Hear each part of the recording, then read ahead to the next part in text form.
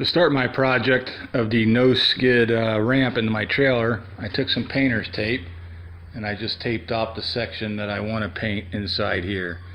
Prior to putting that tape on, I also cleaned that wood really good and let it dry out. Even though it looks stained, it's very clean so that my product will stick. I was going to use those 6-inch by 24-inch stick-on pads, but they're really expensive. So I got the truck bed liner. It's supposed to be non-skid. I'm going to put 2 coats on. Now I don't know, this is $10 a bottle, so hopefully this will do 2 coats. You spray it on, wait about 5 minutes, spray the second coat on, and it's supposed to bond really good, just like on a truck bed. Even if I have to buy 2 bottles, that's $20 versus, you know, the 4 pads would only get about halfway down or leave big gaps. Don't forget, you're going to put the Rust-Oleum truck bed, durable, abrasive, resistant, non-skid, textured. That's what you're looking for. It's about $10 a can. Now obviously that tape won't stop all the splashback, so I have a piece of cardboard. This is what I had left over from other projects, and instead of throwing it away, I just let it dry and saved it for things like this. So I'll just hold it like that, and I'll spray me a nice, you know, strip up along there, and then when I get up to the top up here, I'll just hold it like that, and hopefully we won't get everything all over. It'll come out good. So as soon as I get done with the first coat, I'll show you what it looks like. Well, the first coat is on, it's drying. You can see some of it's still a little wet and ran a little bit. I got close. 1 can covered that whole thing, but I did put it on too thick in some spots. It's not a big deal. When it dries, it's gonna, you know, even out a little bit when I put that second coat on.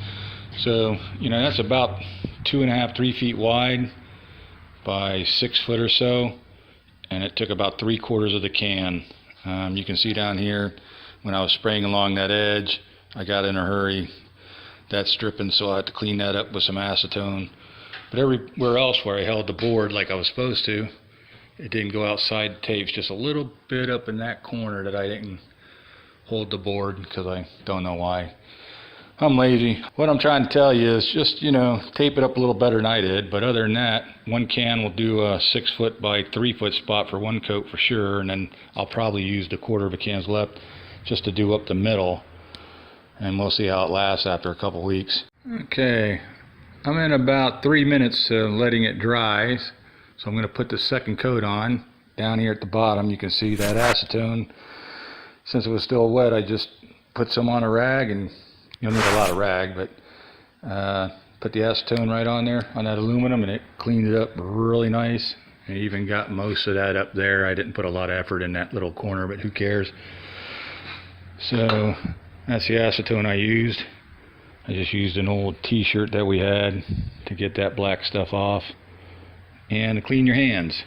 So I'm going to do this second coat with what's left, and when that gets done, I'll show you how it dried, and then I'll tell you how non-slippery it is. It took me about 4 minutes to spray paint it because I was in a hurry. That's why you got a little bit of running. So on that note, if you spray up and down with the grain, you're less likely to get globs like that where I was, you know, going like this with the can.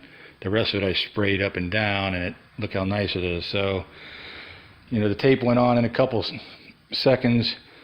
I would use more tape next time around to cover more stuff, but the acetone did take it off real good down here on the aluminum and off of that wood up there.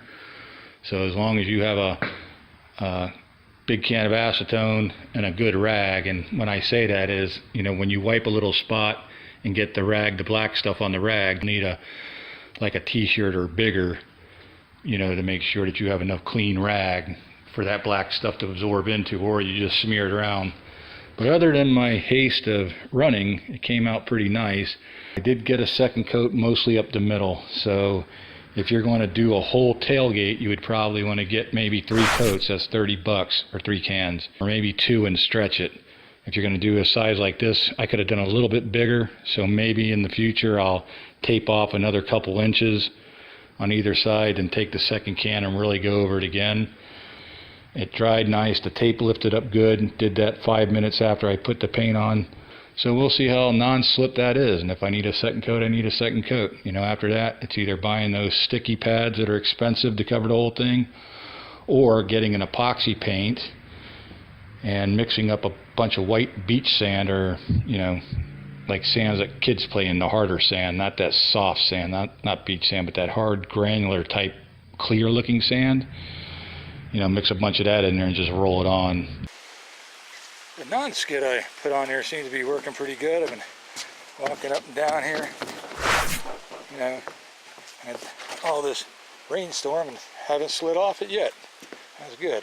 Hey everybody, thank you so much for watching my videos. I really hope you enjoyed them. If you have a comment or a question, leave it in the comments section below.